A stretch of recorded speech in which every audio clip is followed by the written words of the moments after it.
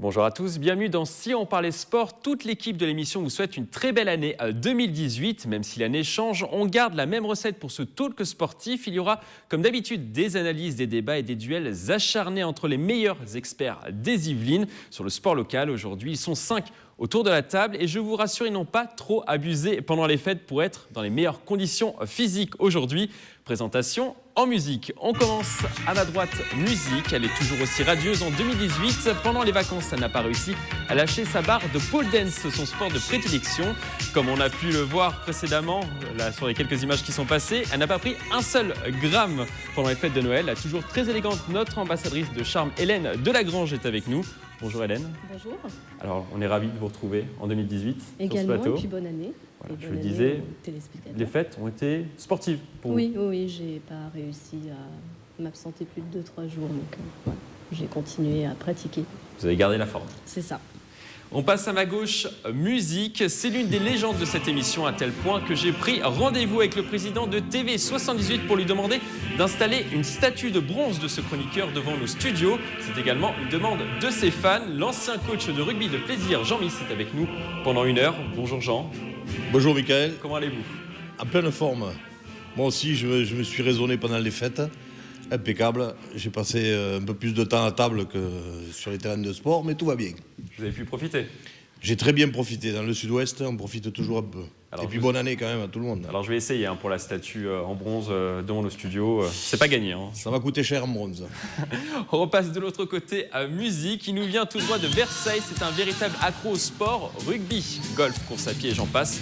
Et c'est également un redoutable chroniqueur. Il ne va pas hésiter à aller au duel tel un Sébastien Chabal aujourd'hui, j'en suis sûr. Pierre Chevalier du club de rugby de Versailles est avec nous. Comment allez-vous Pierre? Fort bien. Meilleurs vœux à toutes et tous et en pleine forme pour démarrer cette belle année 2018. Qu'est-ce qu'on peut vous souhaiter pour 2018? Une belle Ryder Cup à 50 ans en Yvelines au Golf National et puis plein de beaux événements sportifs. Donc ça sera en septembre, du 28 au 30 septembre au Golf National de 50 ans en Yvelines. Exactement. Vous l'avez dit. Exactement. On repasse à gauche, musique. C'est l'homme le plus brillant du département, un véritable cerveau. C'est un scientifique du sport local. Nous avons pu exceptionnellement le sortir de son laboratoire pour cette émission. Le professeur Frédéric Anderson, le directeur sportif des Templiers d'Elancourt, est avec nous pour ce Si on parlait sport. Bonjour Frédéric. Bonjour à tous, bonne année. Alors qu'est-ce qu'on peut vous souhaiter à vous? Du bonheur, de la réussite, de la victoire. La même chose qu'à tout le monde, je pense, dans le département au niveau sportif. Voilà, on vous raccompagne dans votre laboratoire juste après l'émission. Dans Merci, une heure c'est environ. bien gentil. Dans le bocal. On termine par un petit nouveau musique. C'est un spécialiste du football. Il a vu grandir des prodiges du football français comme Lassana Diarra, Kylian Mbappé ou Jean-Kévin Augustin. Il a également créé un club de football féminin à Plaisir. Le Plaisir Roi, Georges Gomis nous fait l'honneur de rejoindre l'équipe de Si on parlait sport. Bonjour. Bonjour Mickaël, bonjour à tous. Georges Gomis, écoutez, je vous souhaite une bonne année. Plein de joie et de réussite et de santé surtout. Et comment vous sentez-vous pour cette grande première sur ce plateau? Écoutez, déjà c'est un grand plaisir d'être avec tous mes amis du sport et je suis très heureux de pouvoir participer à cette émission et bon, pour une première, j'espère que je ne vais pas dire trop de bêtises. On va passer maintenant au programme de l'émission. Aujourd'hui, nous allons parler de cyclisme. L'édition 2018 de Paris-Nice passera pour la 9e fois consécutive dans les Yvelines. Nous évoquerons également la Coupe de France de basket avec la défaite à l'ultime seconde du Chesnay-Versailles. Mais avant de développer ces coups de projecteur sur la belle épopée de Houille en Coupe de France.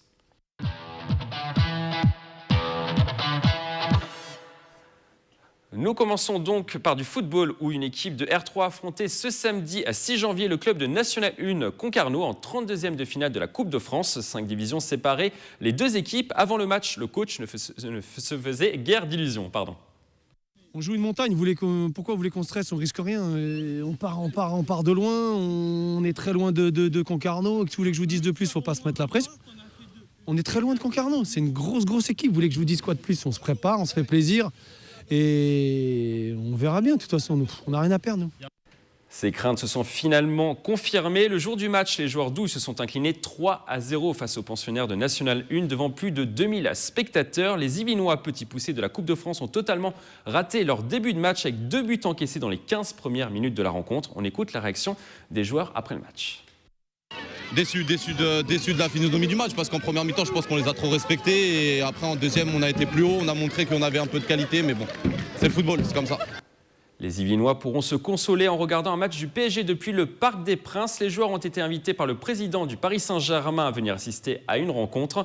La question sur ce thème, se souviendra-t-on de ce parcours de houille en Coupe de France? Oui ou non? Vous votez, partagez pour Frédéric Anderson, Jean non, oui pour Georges. Georges, pour votre premier duel, allez-y, commencez. Est-ce qu'on se souviendra du parcours de houille en Coupe de France? Je pense que oui, étant donné leur niveau actuel.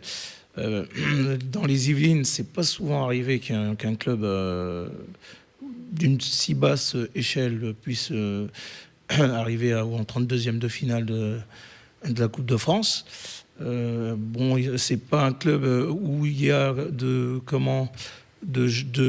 d'ex-joueurs professionnels, mis à part Taufik que je connaissais, qui jouait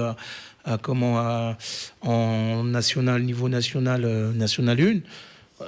Moi, je tiens quand même à féliciter ces garçons-là et j'espère que le club et les Yvelinois peuvent garder aussi en mémoire cet exploit, parce que pour moi c'est un exploit, même s'ils ont perdu. Ils ont perdu avec les armes. Et bon, je pense que voilà, la ville de Houille, les jeunes footballeurs d'Houille, les dirigeants, les Yvelinois, ils peuvent dire que voilà, oui, ils ont fait un sacré exploit. Pour moi, c'est un exploit. Voilà. Jean, qu'est-ce que vous répondez à Georges? Alors pour moi, ça n'est pas un exploit. L'exploit aurait été qu'ils battent Concarneau en 32e avec 5 divisions d'écart. Là, ça aurait été un exploit. Mais là, la logique du sport a été respectée. Il y avait 5 divisions d'écart. Alors, on a entendu, c'est le capitaine, je ne sais pas si c'est le capitaine. Oui, c'est le capitaine qui a dit qu'ils les ont trop respectés. Je ne sais pas s'ils les ont trop respectés. Je pense qu'ils ne sont pas rentrés dans le match. Ils étaient peut-être un petit peu fébriles, malgré le fait qu'ils disent qu'ils n'avaient rien à perdre. Ils avaient tout à gagner, surtout. Et je pense qu'ils ratent leur début de match, ça leur coûte 2 buts. 2 buts dans les 15 premières minutes. Et dans tous les sports, c'est compliqué de renverser la vapeur, surtout avec cette différence de niveau, où ils ont dû après tomber sur une équipe qui a dû gérer certainement son match et qui en a remis un en contre ou une chose comme ça. Mais pour moi, la logique a été respectée, donc l'exploit n'est pas là. Logique également pour vous, Pierre Chevalier. Oui, c'est le mot que j'avais écrit, Jean l'a rappelé. Je trouve que la Coupe de France, elle est à la fois magique et à la fois assez injuste. On en a parlé en fin d'année. Lorsque l'événement montait, qu'on avait Houille qualifié pour jouer Concarneau avec 5 divisions d'écart, c'était fantastique et ça promettait déjà un beau trajet. Là, malheureusement, avec un 3-0, la logique est respectée. Et là où je pense pas que ça sera mémorable, même si c'est pas très fréquent de voir un club des Yvelines à ce niveau-là, c'est que la chute est encore plus terrible. C'est-à-dire qu'on en parle beaucoup avant. Ils ratent cette marche-là, ils prennent 3-0 contre un mieux classé. La logique est respectée. On en parlera peut-être un peu moins dans l'histoire du sport des Yvelines. Hélène, ils ont quand même été en une de l'équipe samedi, juste avant la rencontre, pour un club local, c'est très rare. Voilà, c'est cette petite montée, le fait qu'il y ait eu cette possibilité, c'est vraiment un encouragement. C'est des possibilités, mais comme on le disait, il y a vraiment trop d'écart. Donc oui, la redescente a été difficile. Je pense qu'ils ont vraiment espéré. Ils se sont dit on y va, mais ils se sont retrouvés un peu en face des décalages de niveau et un peu face à finalement cette logique encore. Voilà, c'est ça. Il y a encore beaucoup de travail pour essayer de faire diminuer un peu cet écart-là. Ce statut, Frédéric Anderson, de petit poussé de la compétition sur ces 32e de finale, finalement, ça a attiré toutes les caméras de France sur eux. On va s'en souvenir, forcément. Au moins, ça marquera déjà l'histoire du club et puis ça montrera aux clubs aux alentours aussi que c'est possible, qu'eux aussi, ils ont peut-être une chance d'aller aussi loin. Et je pense que de ce point de vue-là, ça peut être mémorable. Après, d'un point de vue du football français, ça n'a pas marqué l'histoire avec un grand H. Ils ont perdu face à une équipe qui était beaucoup plus forte qu'eux. Et comme ça a été déjà dit avant, la logique sportive a été respectée. Donc ça dépend de quel point de vue on se place par rapport au club. Je pense que ça restera un bon souvenir, et surtout pour les joueurs. Donc ça restera un événement mémorable pour eux. Au niveau du département, peut-être encore quelques années, on en parlera. Rappelez-vous où ils ont été capables d'aller jusqu'en 32e de finale, etc. Vous avez peut-être une chance, vous aussi, d'y arriver. Mais au-delà des limites du département, c'est très peu probable qu'on s'en souvienne plus que ça. Pour la petite info, Houille a déjà réussi à atteindre les 16e de finale en 1940. À l'époque, il y avait 2 Coupes de France, celle de la zone libre et celle de la zone occupée.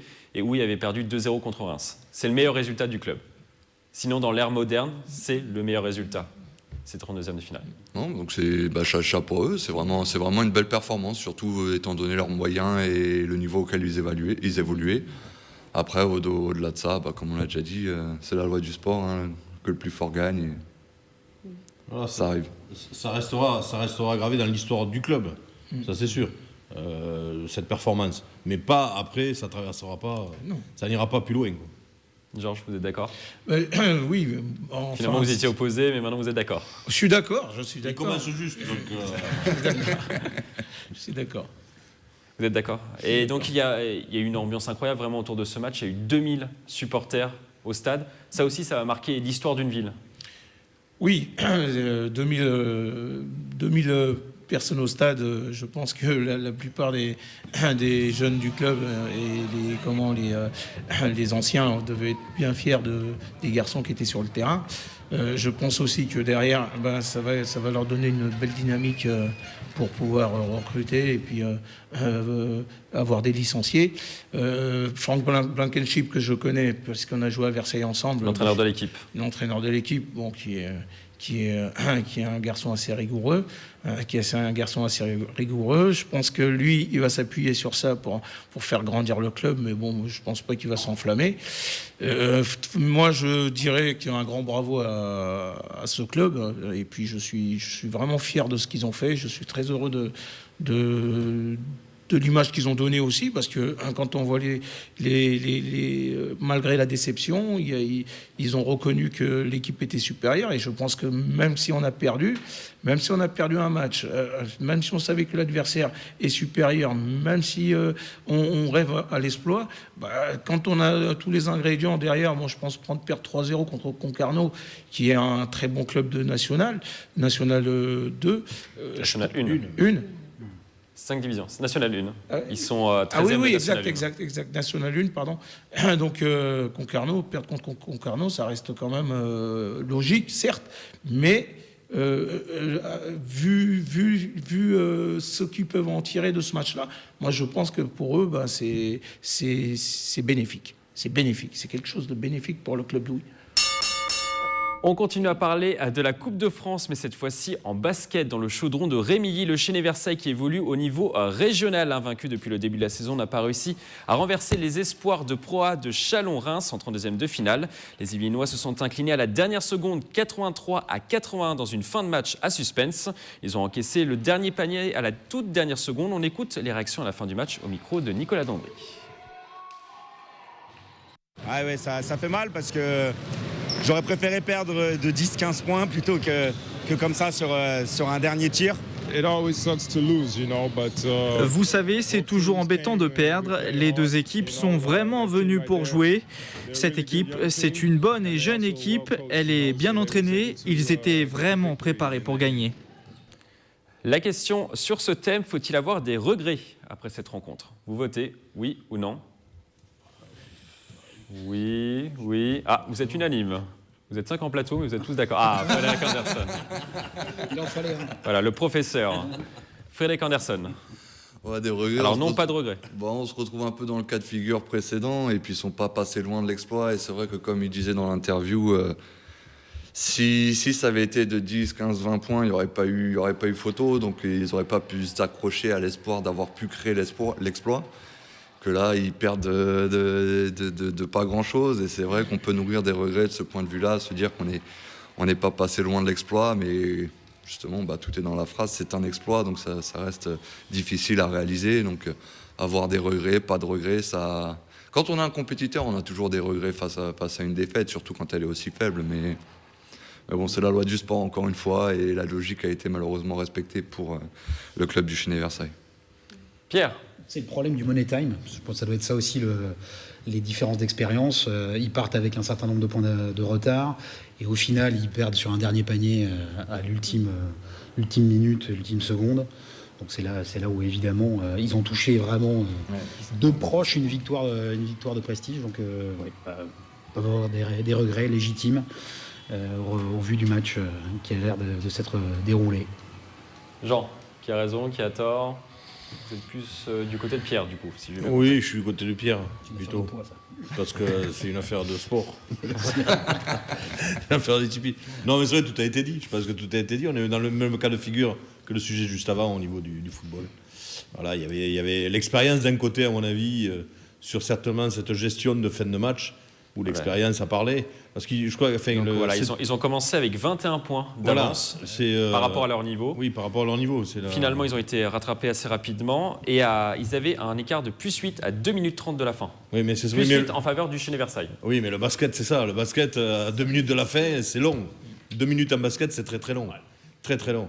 Et là, c'est l'expérience qui a parlé, tout simplement. Je pense qu'ils ont pas mal résisté tout au long du match. Il y a vraiment eu quelque chose d'assez... Pour résumer, 35-22 en faveur du Chenet Versailles dans le premier quart-temps, 46-47 au deuxième, 64-63 au troisième et 81-83 forcément au troisième. Ils ont quand même résisté pas mal de temps. Oui, mais ça veut dire qu'au premier quart-temps, ils ont pris 22-14.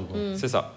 Ils ont pris 22-14. Ouais, après, ils ont réussi à maintenir. Ils ont raté leur début de match. Voilà. Comme Non, mais c'est vrai, parce que donc, je pense que l'équipe adverse, quand même, a fait une gestion de match. Ils ont rattrapé le retard rapidement pour après faire un match, dans la gestion, un match normal de basket avec l'expérience qui va avec le niveau. Je pense que le regret, il est plutôt là, justement. Il est plutôt fort parce qu'on est sur quelque chose sur un score égal à la fin et que ça joue aux dernières secondes, dernières minutes. Et parce que mais c'est le basket. Le nombre de matchs qui se jouent à la dernière seconde, il y en a tous les dimanches.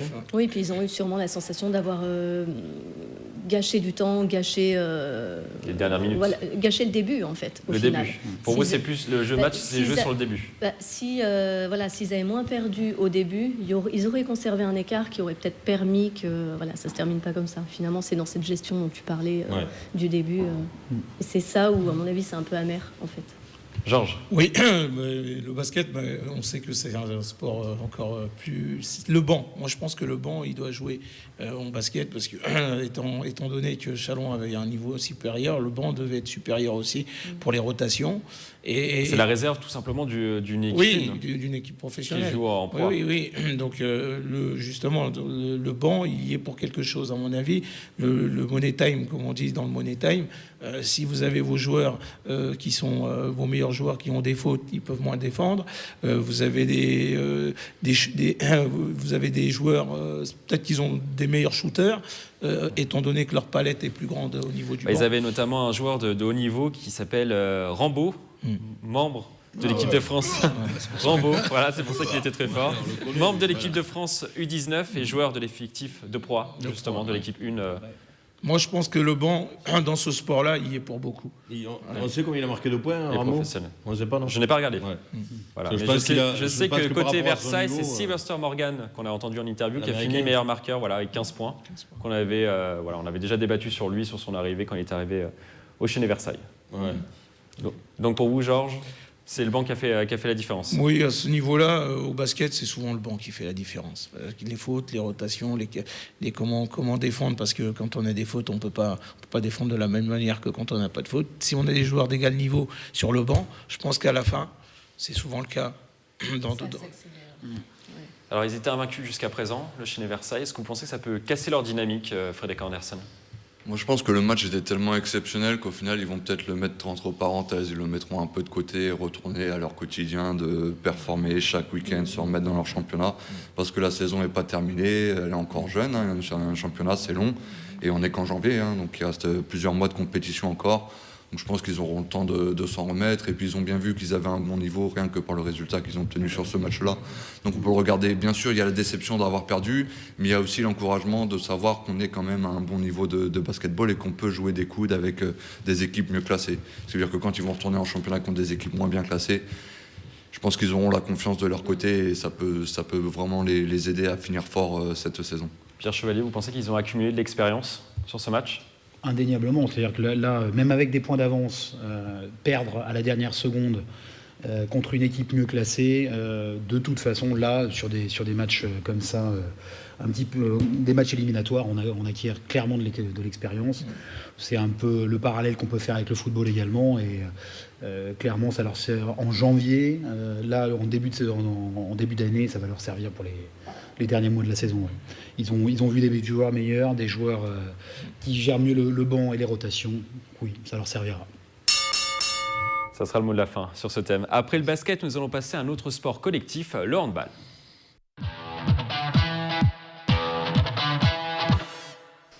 On ouvre donc une page de handball féminin. Le club de Montigny-le-Bretonneux a connu une première partie de saison mitigée. Les Igny-Montaigne sont classées à la dernière place du championnat de National 2, alors que l'équipe visait la montée au mois de septembre. Pire, elles n'ont à l'heure actuelle aucune victoire à leur actif depuis septembre. Mais le président du club, Christophe Reding, croit toujours que le club peut réaliser une remontada. On l'écoute.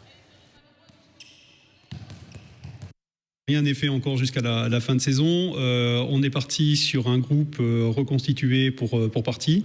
Et on a subi en fait quelques blessures chez certaines joueuses cadres qui a impacté malheureusement les résultats, l'esprit de groupe, les entraînements. Donc par rapport à ça, donc on était un petit peu en difficulté. Dès à présent, nous avons une reprise des entraînements qui s'effectue en fait ce soir, avec un premier match ce week-end contre Aubervilliers, où on escompte en fait que ça revient comme l'année dernière, une remontada, pourquoi pas, mais en tout cas on l'espère. La remontada, il y croit en tout cas, le président de l'AS Montigny Handball. La question sur ce thème, est-ce que vous y croyez, vous, à cette remontada ? Oui ou non ? Non, oui, partagez encore. On fait un petit duel entre Frédéric et vous ? Hélène ? Hélène ? Je pense que c'est bien de l'espérer, de travailler en ce sens, etc. Mais là, je pense que c'est assez difficile d'avoir plusieurs années de suite, avoir un déclassement comme ça, de devoir reprouver, remonter, c'est fatigant et c'est beaucoup de travail à fournir, il y a beaucoup à fournir et je pense que ça risque d'être difficile, vraiment. Après, on leur souhaite, c'est ce qu'on dit toujours. Donc là, pour l'instant, elles sont vraiment dernières, ouais.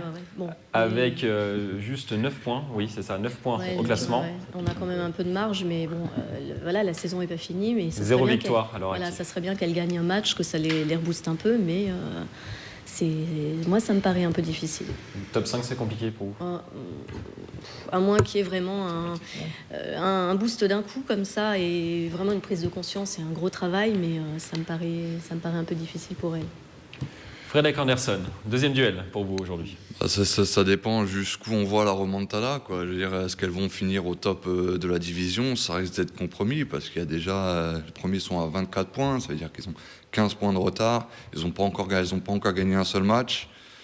Ils ont fait un match nul à la première journée contre le Paris Saint-Germain. Mais les voir arriver jusqu'en haut du classement en 6 mois, alors que pendant 6 mois, elles n'ont pas réussi à remporter un match, ça risque d'être compliqué. Après, est-ce qu'elles peuvent sortir de la zone rouge et bien se classer en fin de championnat ? Ça reste jouable. On voit que mathématiquement, elles ne sont pas si loin que ça. Elles peuvent revenir à 14-15 points, ça fait que 5-6 points de retard. Elles peuvent sur 6 mois, il y a assez de temps pour pouvoir se remettre dans une dynamique de victoire. Mais c'est vrai que briser une dynamique de défaite, c'est déjà compliqué en soi. Donc de là à remonter sur les premiers matchs du classement, ça risque d'être vraiment très compliqué. Jean, qui a raison, qui a tort ? Vous êtes avec Hélène, plutôt Frédéric Anderson ? Non, mais les deux, les deux ont raison. Je me prononce pas là. Sur Fred, sinon à force, il va. Non, mais c'est pas ça. Mais pour moi, elles ont quand même pas gagné un seul match. Alors là, ça commence à devenir compliqué parce que on a, et Frédéric l'a dit un petit peu aussi, il y a quand même la spirale de la défaite. Et c'est très compliqué de sortir de cette spirale de défaite. Effectivement, il faudrait un match engrangé pour pouvoir renverser la vapeur, mais il y a le doute qui s'installe. Quand une équipe perd et ne fait que perdre, le doute s'installe sportivement, et il est très très compliqué, beaucoup plus compliqué de renverser la vapeur quand on perd que continuer à gagner, parce que la spirale de la victoire, on est beaucoup plus... l'état d'esprit est beaucoup plus positif, mais là c'est très difficile. Et pour moi, alors mathématiquement, 9 points, 24 points, pour moi, c'est impossible. Mais même déjà, juste l'avant-dernier est à 4 points. Alors, c'est sûr, mathématiquement, rien n'est fait. Mais quand même, ça va être compliqué. Ça va être compliqué, quoi. Pour moi, il faut inverser cette spirale de défaite. Pierre, elles avaient réussi à accomplir une remontada la saison passée. Vous pensez qu'il peut y avoir la même dynamique cette saison ? Les saisons peuvent se ressembler ? En cette période de vœux, c'est ce que je leur souhaite. C'est pour compléter ce qu'ont dit mes petits camarades. Je pense que c'est une affaire, une recherche de déclic, c'est-à-dire un match qui va faire pour X raisons pencher la balance et changer un petit peu l'attitude, et passer d'une spirale de défaite à, je pense pas une spirale de victoire malgré tout, parce qu'elles sont assez mal en point, mais au moins briser une série de défaites et puis remonter un petit peu. Mais comme disait Fred, là, à ce stade de la saison, viser le top 5, voire la montée, là, ça serait vraiment, au-delà de la remontada, un exploit assez remarquable. On leur souhaite malgré tout. Georges, vous ne pensez pas qu'il faut un électrochoc ? L'entraîneur Denis Cholet est là depuis 1 an et demi. Peut-être que son message ne passe plus, même s'il a encore la confiance du président à l'heure actuelle. Vous pensez qu'il faut changer ? Pour des décisions, de telles décisions, pour vraiment dire s'il faut changer ou pas, il faut être à l'intérieur du club, il faut vivre avec les gens. Mais bon, étant donné que le coach l'avait déjà fait l'année dernière, moi je pense que, comme mes camarades, il y a trop d'écart. Quand on est dans une spirale de défaite, il faut déjà réapprendre à gagner. Il faut réapprendre à gagner. Enlever le coach, je ne sais pas, parce que derrière, il peut y avoir aussi des mécontentes. Et bon, à ce stade de la saison, il ne reste pas beaucoup de matchs. Je sais pas je peux pas dire exactement si ça aura un effet bénéfique. Maintenant, si les filles elles sont encore mobilisées avec le coach, que son discours il passe, que les matchs sont assez bien construits, qu'ils ne prennent pas trop de tôle, je pense qu'ils peuvent accrocher un maintien. Un maintien, ils peuvent l'accrocher. Voilà, ils peuvent l'accrocher. Moi, je suis la montée, c'est pas possible. Non, la montée, non. Là, c'est un miracle qu'il faut. Alors, est-ce qu'ils ont sur le sapin il faut 100% de victoire en deuxième partie de saison. Moi, je leur souhaite, du fond du cœur. Je leur souhaite du fond du cœur. Mais là, il faut dire qu'on a des adversaires. On a des adversaires en face. Et les adversaires, ils gagnent. Ils sont dans une dynamique. Donc, c'est pas parce que vous allez vous mettre à gagner qu'ils vont se mettre à perdre. Voilà. Et puis, ils ont la gestion de la saison. Maintenant, quand vous allez rencontrer une équipe telle que mal classée, vous allez pertinemment savoir, excusez-moi, que à un moment ou à un autre, comme ils sont mal classés, ils vont venir. Et donc, à partir du moment qu'ils vont venir, votre plan de bataille pour gagner le match, il est déjà presque ficelé. Donc, et une équipe qui est dans une dynamique de défaite est aussi dans une dynamique d'erreur. Et la moindre erreur lui coûte cher. Et la même erreur lui coûte cher. Les imperfections,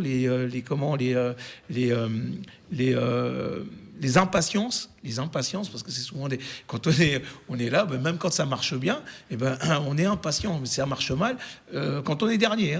Quand ça marche bien, on est impatient, et quand on est dernier, on est encore un peu plus impatient. Et le fait de voir les autres devant, même si vous menez au score, vous pouvez perdre le match parce que vous pouvez être impatient. Alors qu'une équipe, les 5 premiers, eux, ils ont cette sérénité-là. Ils jouent pas avec le couteau à la gorge. Et derrière, quand ils arrivent au stade, leur plan de bataille contre les derniers, ils le connaissent. Voilà. Ça sera le mot de la fin sur ce thème. En tout cas, je vois que le sujet vous tient à cœur. Vous n'avez pas arrêté de taper sur la table pendant Il faut voir aussi quand même toute votre réponse. Les scores qu'elles ont pu faire. Si elles ont vraiment perdu beaucoup... Généralement, c'était de 3-4 buts Voilà, si c'est vraiment des petites défaites, ça peut peut-être éventuellement s'inverser. On passe à un nouveau thème du cyclisme à présent dans notre deuxième coup de projecteur. Le parcours officiel du Paris-Nice 2018 a été dévoilé ce mardi 9 janvier à Versailles par les organisateurs. Comme chaque année, depuis 9 ans, le peloton s'élancera le dimanche 4 mars depuis les Yvelines. Après Bois d'Arcy en 2017, c'est au tour de Chatou d'être ville départ du Paris-Nice. Le 4 mars prochain, donc, le peloton s'élancera pour un départ fictif de l'île des impressionnistes avant un départ réel à Fourqueux. Les cyclistes passeront ensuite par Villepreux et Villiers-Saint-Frédéric avant de s'engouffrer dans la vallée de Chevreuse. On écoute le directeur de course de Paris-Nice, François Lemarchand. On va aller chercher la côte de Boulay-les-Trous, on va aller chercher la côte de Châteaufort, mais côté Stèle, Jacques-Anquetil, donc ça parle aussi, ce sont des endroits qui parlent. Et un retour sur Saint-Quentin-en-Yvelines, Bois d'Arcy, et après on sort du département à la Selle-Saint-Cloud. Au total, le premier jour, une étape de 135 km sera proposée aux coureurs avec une arrivée à Meudon. Le lendemain, le peloton prendra le départ de la deuxième étape depuis le village d'Orsonville, une commune de moins de 400 habitants située dans les environs de Saint-Arnoux-en-Yvelines. Une ville intéressante selon Thomas Vaucler, le nouvel ambassadeur du Paris-Nice. Moi je trouve ça bien parce que le vélo c'est pas que le Tour de France, des épreuves comme Paris-Nice ça permet aussi à des communes qui n'ont peut-être pas toujours les moyens d'accueillir le Tour de France d'avoir une épreuve cycliste de renom avec des coureurs de renom et puis faire plaisir à tout le monde, aux habitants, aux gamins des écoles pas loin ou quoi, c'est bien. Ouais. Après avoir entendu toutes ces réactions, la question sur ce thème, le Paris-Nice doit-il rester dans les Yvelines? Je vous rappelle qu'un partenariat est signé encore pendant 3 ans avec le département. Oui, vous êtes tous unanimes. Frédéric Anderson. Moi, je pense que dès qu'il y a un événement d'envergure nationale, voire internationale, pouvoir être impliqué dedans et pouvoir rayonner à travers, bénéficier un peu des projecteurs dont peut bénéficier l'événement, c'est toujours un plus. Surtout que là, c'est un départ fictif, entre guillemets, c'est juste pour marquer le début de l'épreuve. L'avantage de ce genre d'étape, c'est surtout qu'on a le temps de voir les coureurs passer. Et c'est vrai que pour le public, c'est toujours sympa que quand on regarde une étape du Tour de France, ça va à 200 à l'heure, il passe, au bout de 10 minutes, c'est terminé. Donc c'est une bonne idée pour vous, ce départ fictif? Oui, bien sûr, surtout que c'est un sport qui marche bien dans les Yvelines et on en parle souvent. Et je pense qu'il faut continuer à promouvoir par le biais du vélodrome et ce genre d'événements, essayer de faire d'engranger plus de pratiquants, etc. Développer la pratique sportive, quelle qu'elle soit, c'est toujours bénéfique. Surtout que c'est un sport accessible à tous et tout le monde sait faire du vélo. Donc je pense qu'il faut bénéficier de tous ces aspects qui se complètent facilement. Hélène, vous ne pensez pas qu'il faut changer de département, aller vers les Hauts-de-Seine, même si là ça passe par les Hauts-de-Seine? J'aime bien que ce soit chez nous. Donc, vous êtes contente? Oui, j'aime bien. Puis bon, ça ferait plaisir à Yann s'il était là. Yann Dujarrier, voilà, notre consultant cyclisme, chroniqueur cyclisme qui devait venir mais qui n'est pas venu malheureusement sur cette émission. Non, moi j'aime bien ce qui se passe dans le département, même si c'est que le départ, c'est vraiment juste le départ fictif. C'est pas grave, comme disait Frédéric, il y a tout un coup de projecteur fait. Le début, c'est hyper important. C'est le regard qu'on a dès le début de la course. Donc, j'aimerais pas que ça change. Vous êtes convaincu par les Yvelines, vous aussi, Pierre Chevalier? Complètement convaincu pour y vivre et y pratiquer du sport. Je sais que les Yvelines, comme disait Fred, comptent énormément de cyclistes. C'est pas mon cas, mais j'ai beaucoup d'amis et de connaissances qui roulent beaucoup dans les Yvelines, et notamment en vallée de Chevreuse. Donc c'est au moins une très bonne chose. Le Paris-Nice passera par la vallée de Chevreuse. Voilà, donc c'est être au contact des cyclistes des Yvelines qui sont très nombreux et qui roulent justement tous les dimanches, tous les samedis, là où vont passer les coureurs. Et puis dans un deuxième temps, c'est une exposition qui est toujours très impressionnante. Alors peut-être à un cran un peu inférieur à celui du Tour de France, d'une ville étape de départ. Mais exactement le même nombre de télévisions que sur un Tour de France cette année. Mieux. 190 télévisions retransmettront la compétition. C'est encore mieux pour les Yvelines. Alors qu'avant c'était 167 comparé aux 190 du Tour de France. Ouais, c'est une espèce de reportage vivant qui part de Chatou, même en fictif, qui passe par Fourqueux et qui finit dans une petite ville des Yvelines. Et ça pendant qui finit à Meudon et après qui repasse le lendemain à Orsonville. C'est une centaine de kilomètres à travers les Yvelines pour montrer les beautés du département et de cette petite route qui est agréable de faire à bicyclette. Alors l'année dernière, il y a eu beaucoup de spectacles dans les Yvelines pour la première étape au départ de Bois d'Arcy avec la victoire d'Arnaud Desmar au sprint. Une course qui a beaucoup plu à Christian Prudhomme, le directeur d'Amaury Sport Organisation. Pour lui, c'était la meilleure course de ces 20 dernières années. On l'écoute. C'était une étape absolument magnifique. Alors c'était dû aussi aux conditions atmosphériques, bien sûr. C'est une étape folle. La pluie, le vent, les bordures, et ça avait donné une étape étincelante qui s'était terminée par un doublé français, la victoire d'Arnaud Desmar devant Julien Alaphilippe. Donc c'était plutôt pas mal. Jean-Miss, il peut y avoir du spectacle dans les Yvelines? Ah oui, oui, forcément. Il a l'air convaincu en tout cas. Oui, s'il l'a vécu l'an dernier déjà. Non, mais ce qu'il y a de très bien, ça, c'est, je crois que c'est Vaucler qui l'a dit, ça permet aussi à des municipalités de pouvoir prétendre à participer à une grande classique, à organiser une grande classique comme le Paris-Nice, qui est quand même On voit la petite commune historique. d'Orsonville, justement, à l'image. Orsonville, c'est tout petit village, hein, c'est ce que vous avez dit. Tout petit 400 habitants. Voilà, tout petit village, et ça leur permet, eux, d'organiser un départ d'une étape d'une grande classique comme celle de Paris-Nice. C'est très très bien. Moi, je dis il n'y a pas que le Tour de France, et c'est très très bien parce que ça montre, on connaît le prix, enfin on connaît, oui, ça a été dit, le prix pour organiser une étape du Tour de France. Le départ ou une arrivée, c'est exorbitant. Donc ça permet aussi d'être un petit peu plus abordable, et ça permet, vu qu'elle a quasiment les mêmes coureurs, de remplir les mêmes fonctions que peut remplir le Tour de France. On va écouter justement les habitants d'Orsonville qui étaient ravis, tout simplement, d'accueillir la compétition. Oui, je suis contente. Je suis pas trop le cyclisme, moi, mais mon conjoint le suit, donc on va sûrement aller voir les coureurs. Ça va peut-être dynamiser un peu le village, quoi. Là, parce que c'est un petit peu calme, quoi. Et puis faire découvrir un peu aux gens le village d'Orsonville.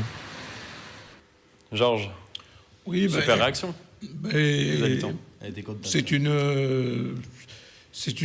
Pour moi, déjà, les Yvelines, c'est une terre, c'est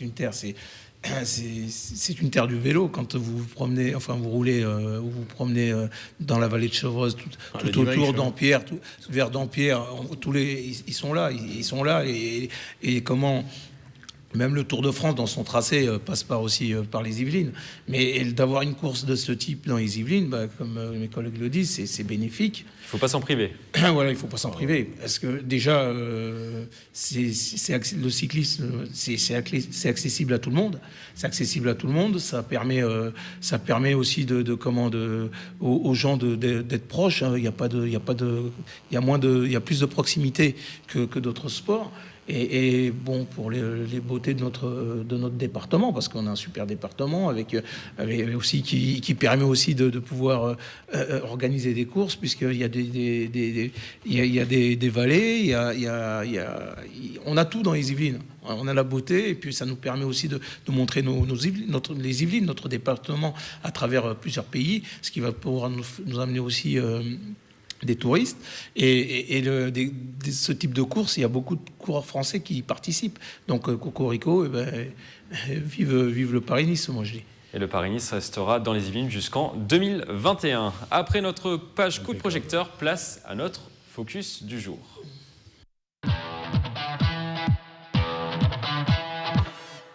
Dans notre focus, on continue à parler de cyclisme, et il n'y aura pas de nouveau record pour le super centenaire Robert Marchand, le sportif de 106 ans qui avait réalisé en 2017 22,5 km en 1 heure au Vélodrome national de Saint-Quentin-en-Yvelines, est officiellement à la retraite. Le sportif d'1,50 m a annoncé, je cite, qu'il avait la tension qui déconnait. Pourtant, l'année dernière, il avait l'air d'en avoir encore sous la pédale. Nous avions eu sa réaction juste après son record. Ça va bien. J'ai pas vu l'affiche les 10 dernières minutes. Sinon, j'aurais été botté plus vite. Justement, c'est ça que j'attendais. Pour aller un peu plus vite, mais j'ai pas vu. La question sur ce thème, Robert Marchand avait-il encore des choses à prouver? Non. Unanime. Oui, allez, un petit duel rapide entre vous, Pierre, et Jean. Pierre. Oui, c'est pour pouvoir justement m'opposer, mais je trouve ça hyper frais. Un centenaire comme ça, il va y en avoir de plus en plus dans les années à venir. 105 ans à vélo, quelque chose à prouver. A priori, oui, il aurait pu faire un record à 106 ans, puis ça aurait été s'inscrire encore un peu plus. Il avait prévu de faire un record à 107 ans. Voilà, donc à 107 ans, il aurait été encore plus dans les annales et dans l'histoire, et c'est absolument fantastique et rassurant sur les bénéfices de la pratique sportive, quelle qu'elle soit. J'ai aimé la phrase qu'il a évoquée quand on lui a dit « Mais quelle est votre recette ?» Il a dit « J'ai usé de tout, mais abusé de rien ». Et c'est super instructif de savoir qu'un bonhomme comme ça, à 107, 106, est encore là, a fait ses records, a fait ses tours à vélo. Encore une fois, moi, le vélo, c'est pas mon sport de prédilection, mais là, c'est absolument remarquable de voir un centenaire comme ça qui aurait pu peut-être aller pousser jusqu'à 107 ans. C'est ça ce qu'il pourrait dire. Jean. Il est comme nous, pas d'abus. Tout va bien. Donc, surtout pendant les fêtes. Surtout pendant les fêtes. Donc là, on peut espérer faire les mêmes performances. il n'a plus rien à prouver. Heureusement qu'il n'a plus rien à prouver, 6 ans. Et il a la sagesse aussi de pouvoir de s'arrêter parce que le corps a des limites, hein, et surtout à cet âge-là. Et je pense que médicalement, on a dû lui dire non, là il faut arrêter parce qu'il faut commencer à penser. Voilà. Pour la à vous petite reposer. anecdote, le centenaire n'a pris qu'un seul médicament par jour pour sa tension, du coup, qui déconnait, comme il disait. Ouais. Et il commence seulement à avoir des rhumatismes. Oui, non, mais c'est sûr que bon, là, c'est une exception. C'est une belle exception, on va dire. Hein. Mais à un moment donné, il faut quand même être sérieux. Il l'est, et raisonnable surtout. Et ce qu'il a déjà fait, c'est énorme sportivement. Et ne pas en rajouter, quoi. Oui, puis je pense qu'il raccroche le vélo, mais pour tout ce qui est grande course, record, etc., évidemment, qui, à mon avis, va se garder des petites sorties, des petites choses comme ça. C'est la retraite, voilà, c'est ça, retraite, mais uniquement pour les concours, voilà. C'est beau, hein. On va passer maintenant à notre rubrique débat.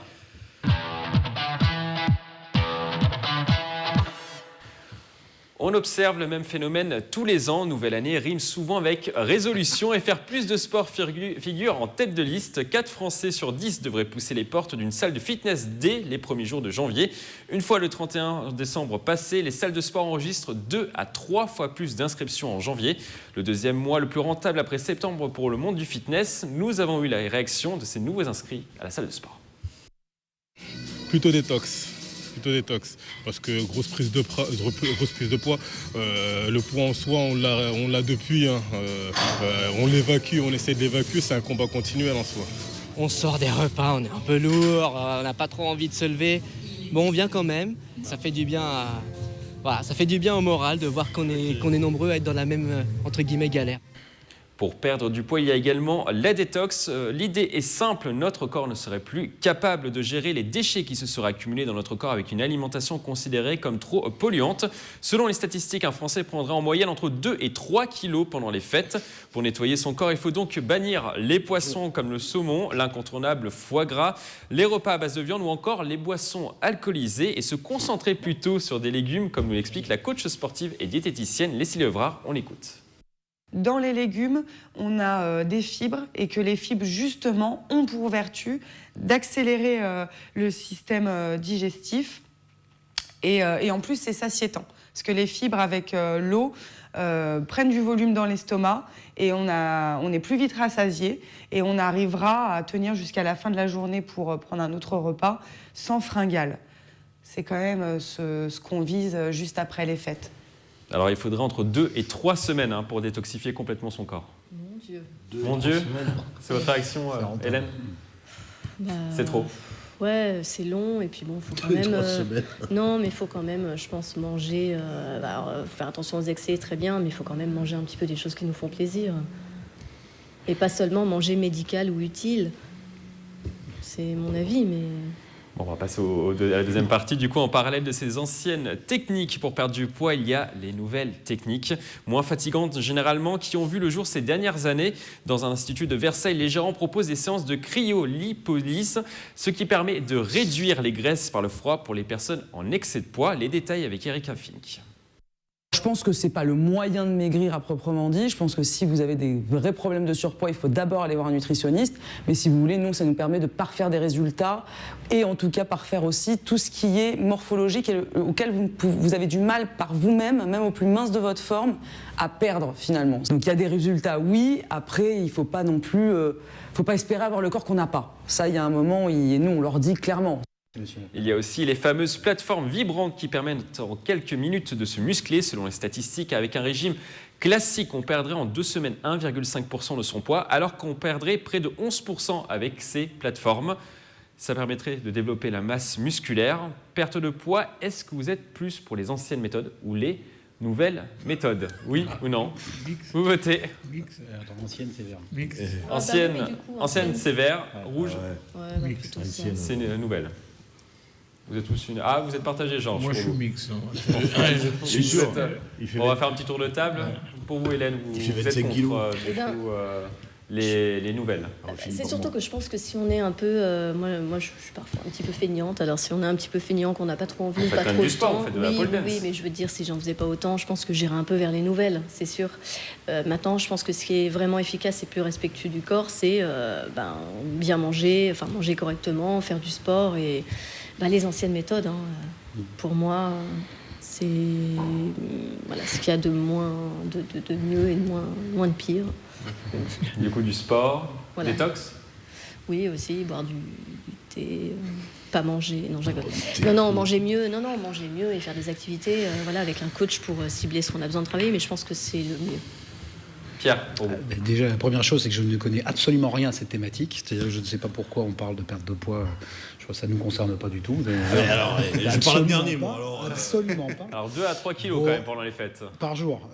Voilà. Donc, pour l'ensemble des fêtes. C'est par jour. Non, l'ensemble des fêtes. Là, on parle. Pour certains, ça peut être beaucoup plus. Mais en gros, c'est le cas de le dire. Je dirais qu'il faut plutôt privilégier les anciennes méthodes pour pouvoir éviter l'effet yo-yo. Parce que là, on fonctionne par excès sur une période festive, que ce soit les 4 aliments et boissons que vous avez cités, et qu'il faut pour ça essayer de viser dans la durée. Alors on est plein de bonnes résolutions a priori dans les salles de sport en janvier. Je pense que les anciennes méthodes... Un peu moins au mois de mars. Ouais. Apparemment on perdrait 70% des clients mais du mois de janvier au mois de mars. Ça revient après pour l'été pour septembre pour pouvoir enfiler un maillot. Donc en gros c'est viser sur la durée et puis avoir cette capacité à réguler en fait sa prise de poids, tout en gardant quand même une partie de plaisir sur l'alimentation et les boissons. Donc plutôt méthode de grand-mère et détox. Frédéric Anderson, vous qui êtes un peu le spécialiste perte de poids, coaching, vous êtes plus favorable sur les anciennes méthodes ou les nouvelles? Moi, je suis surtout sur les méthodes qui marchent. Plus que les nouvelles et les anciennes, c'est pas trop ça qui m'intéresse. Et c'est vrai que la santé, c'est pas juste une histoire de 2 semaines à la rentrée après le nouvel an. La cryolipolyse, en tout cas, ça a l'air de marcher. C'est populaire, c'est marketing, ça fait toujours plaisir. Ça vous promet des résultats sans aucun effort, mais garder la forme et la santé, c'est pas sans effort, c'est contraignant. C'est pas marrant de perdre du poids et c'est compliqué, c'est difficile. Donc c'est facile de sortir des gros chiffres sur des durées courtes parce qu'on peut toujours être dans l'excès de restriction pendant 2-3 semaines, mais c'est pas durable, on peut pas entretenir sa santé en se privant de tout. D'après Erika, ça permettrait de brûler les graisses qu'on ne peut pas éliminer même en faisant du sport, en faisant attention à son alimentation. Ça ne marche pas comme ça, ça ne marche pas comme ça parce que le fonctionnement des graisses, c'est un système global au niveau, c'est compliqué, ça se passe au niveau des hormones, ça se passe au niveau du système nerveux également, gestion de la faim. Il faut savoir que quand on perd par exemple du poids, 25% de la masse perdue, c'est de la masse maigre, c'est des muscles. Et en fait, le problème d'enchaîner les régimes sans jamais faire de sport, c'est qu'à chaque fois on perd du muscle, on remplace jamais. Et en fait, à chaque fois, c'est ça l'effet yo-yo, quoi. Parce qu'à chaque fois, on détruit son métabolisme un petit peu plus, etc. Donc, non, ce qu'il faut, c'est surveiller son alimentation. Si on a quelques kilos à perdre, on mange des légumes, comme ça a été dit dans les interventions. Et ce que j'ai bien aimé dans les interventions, c'est qu'il rappelle bien que c'est en plus d'une hygiène de vie convenable, que ces outils pour les peuvent nouvelles marcher. ou les anciennes techniques. C'est un supplément, c'est un outil en plus, c'est pas un outil à la place de... Croyez pas qu'il y a une recette miracle qui va faire le boulot à votre place. Non, le problème de perdre du poids, c'est qu'on a faim et puis il faut gérer sa faim et puis il faut apprendre aussi à manger. Il faut apprendre à manger, il faut apprendre à cuisiner. C'est pas facile et c'est vrai que c'est un combat quotidien et c'est vrai que la santé, c'est pas juste une histoire de quelques semaines. Et pour revenir sur les études, par exemple, quand on regarde les études à plus long terme, par exemple qui durent au moins 1 an, on se rend compte que quel que soit le régime, on perd 1 ou 2 kilos sur une année. Alors que c'est recadré par des scientifiques qui vous fournissent, qui surveillent votre nutrition, etc. On perd pas beaucoup. On perd durant la phase de régime et après, quand on revient à une alimentation normale, on récupère une partie du poids qui a été perdu. Et c'est vrai que si on avait une solution, on n'aurait pas de problème d'obésité à l'heure actuelle. On n'aurait pas ce problème de crise sanitaire qu'on peut voir dans tous les pays développés. Donc, croire qu'il y a des recettes miracles, qu'il y a une pilule qui va faire tout à votre place, ça ne marche pas. Ça ne marche pas. Jean. S'il y en a quand même un qui peut parler de ça autour de cette table, c'est moi. Non, vous allez trancher du coup. Je vais trancher. Moi j'ai démarré sur toutes les réponses. Pour tout vous dire, je démarre l'année quand même avec de belles promesses. Beaucoup de résolutions. Énormément de résolutions. D'ailleurs, j'ai commencé pas un régime, mais 2 régimes à la fois. Parce qu'avec un seul, j'avais pas assez à manger. Donc, vous voyez un peu les bases sur lesquelles je suis parti. Voilà, donc, pour en revenir sérieusement à la perte de poids, je crois qu'aussi, bon, c'est fait aussi, c'est vrai qu'on le sait, tout le monde, faut que tout le monde fasse attention à ce qu'on mange, à ce qu'on boit, pas d'excès. Comme M. Marchand, pas d'excès, tout simplement. Faut pas on abuser. tient jusqu'à 106 ans. Voilà, faut pas abuser. Avec Mais quelques après, rhumatismes à 106 ans. Je rejoins mes camarades. Il n'y a pas 36 solutions. Il faut un entraînement physique régulier et après regarder un petit peu ce qu'on boit et ce qu'on mange. Mais les recettes miracles, sinon, moi, si ça marchait, ben, je vais hiberner pendant 6 mois dans un congélateur. Et je vais ressortir comme Hélène. Voilà, impeccable. Donc merci madame. Avec des cheveux en plus. Des cheveux, en plus avec des cheveux. Et puis en parlant d'études, la deuxième solution, là, le Power.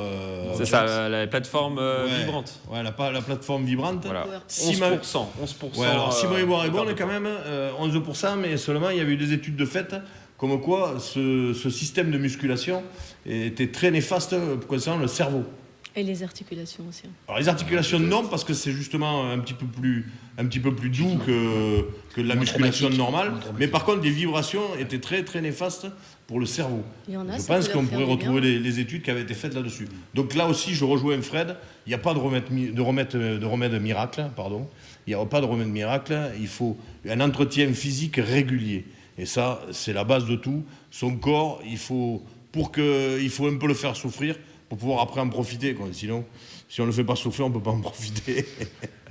Et les nouvelles technologies, finalement, Georges, ça peut aussi permettre, je ne sais pas, dans les maisons de retraite, aux gens de faire un peu de sport également, dans les cliniques aussi. Non ? Oui, moi je pense aussi. Enfin, moi je suis c'est pour beaucoup utilisé dans les maisons de retraite et dans les cliniques. Moi, surtout les électrodes. Je suis pour les deux méthodes parce que je me dis aujourd'hui, scientifiquement, on a avancé.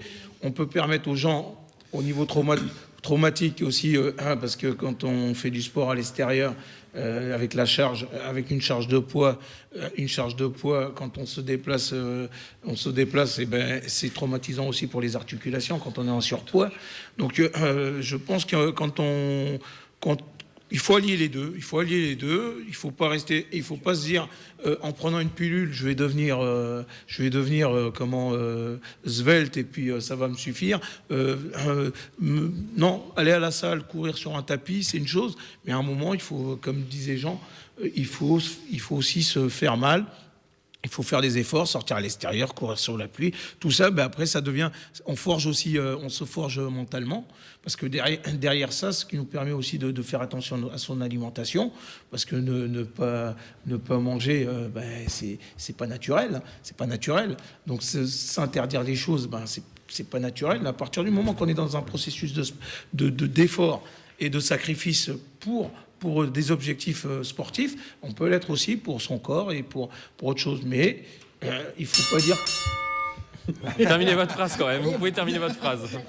Maintenant, il ne faut pas dire, oui, la bonne méthode, c'est l'ancienne ou c'est la nouvelle. C'est le D'où froid. il faut mettre des glaçons Ça dans sera l'apéritif. le mot de la fin sur ce thème. On passe maintenant à notre rubrique découverte.